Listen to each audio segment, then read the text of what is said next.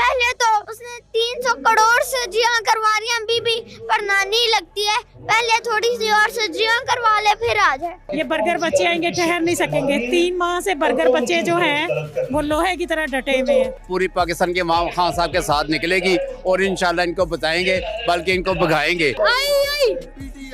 मरियम के पापा चोर हैं, मरियम के दादा चोर हैं, पूरा टब्बर चोर हैं। बिस्मिल्लाहिर्रहमानिर्रहीम, अस्सलाम वालेकुम। मैं हूं गुलफाम चौधरी, आप देख रहे हैं ऑन द पॉइंट। मैं मौजूद हूं लिबर्टी मार्केट और यहां पर पाकिस्तान तहरीक इंसाफ ने आज यौम तशक्कुर का ऐलान कर रखा है। हम यहां पर कारकुनान से बात करेंगे कि सुप्रीम कोर्ट ऑफ पाकिस्तान के फैसले को लेकर वो कितने पुरजोश हैं, कितने खुश हैं और क्या तवक्कुआत रखते हैं। उनसे बात करते हैं, हमारे साथ रहिएगा। ये बताइएगा, आज यौम तशक्कुर मना रहे हैं तो क्या जज्बात हैं, क्या पैगाम देंगे?